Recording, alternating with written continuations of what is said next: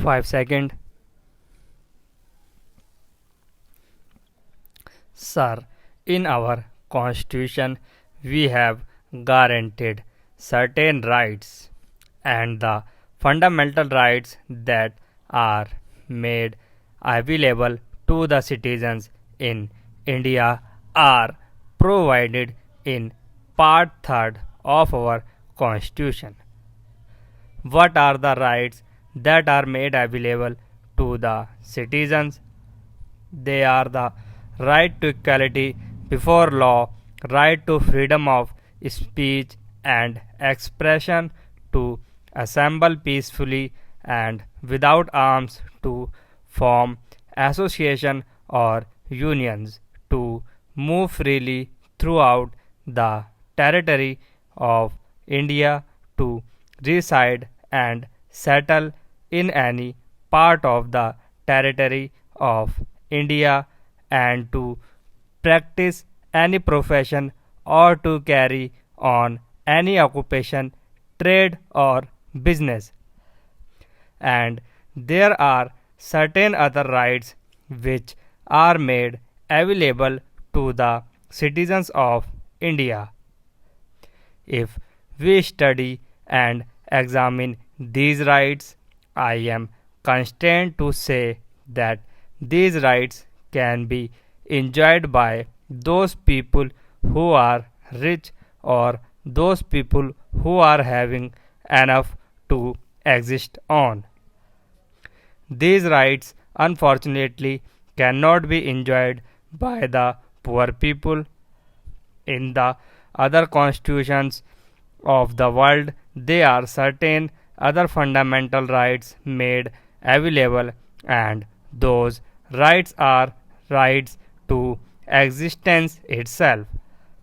It is not mentioned in those constitutions that the right to existence is made available to citizens, but under different headings those rights are made available.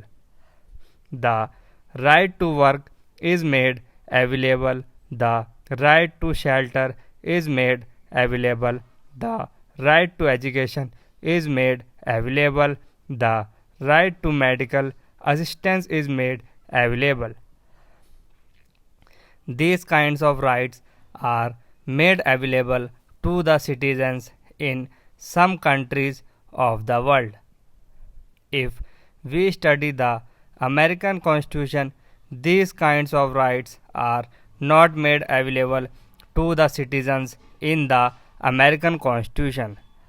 The rights which can be enjoyed by the well to do people are available in the American Constitution, but the right which can be enjoyed by the poor people are not made available in the American Constitution.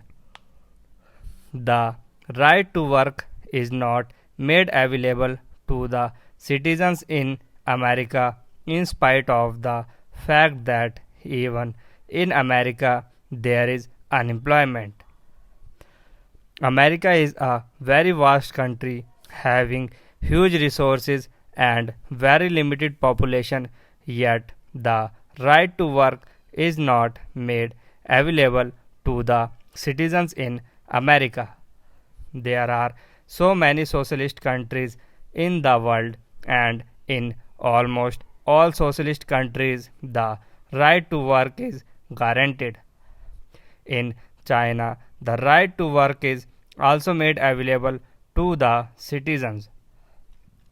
The new Soviet constitution has gone a step ahead and says that the right to work of the choice of the man who wants to work is available to the citizens. In other countries, the choice is not given to the man who wants to work. He can go to the government and ask for a job, and a job is made available to him. He has to accept it whether he likes it or not. But in the Soviet constitution, one can say, I want a job of this kind, and that kind of job should be made available to me, and that kind of a job is given to him under the new constitution in the Soviet Union. But there is one thing which is to be borne in mind when we take these things into consideration. In all the capitalist countries or the countries which are not socialist countries, the right to work is not made available, and in almost all the countries, the duty to work is not made available.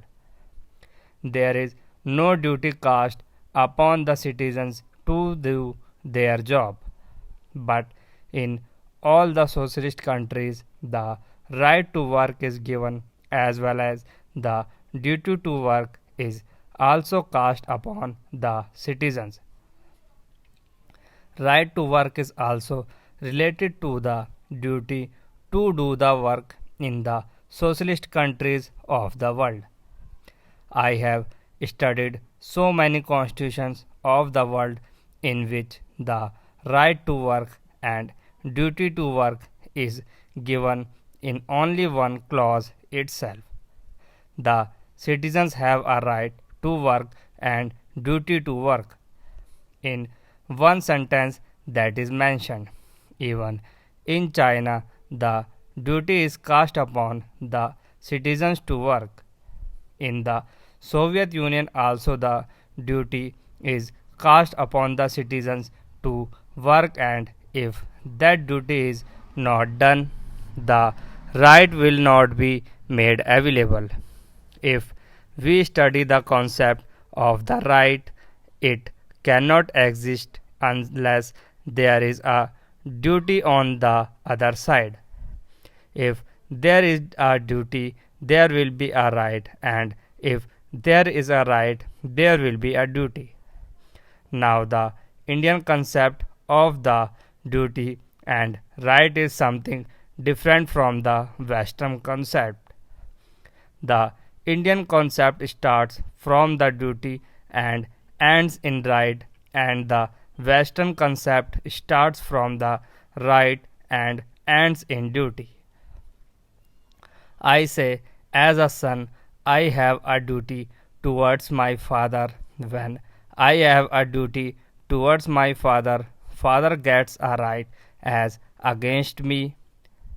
When a father has duty towards a son, son gets a right as against the father.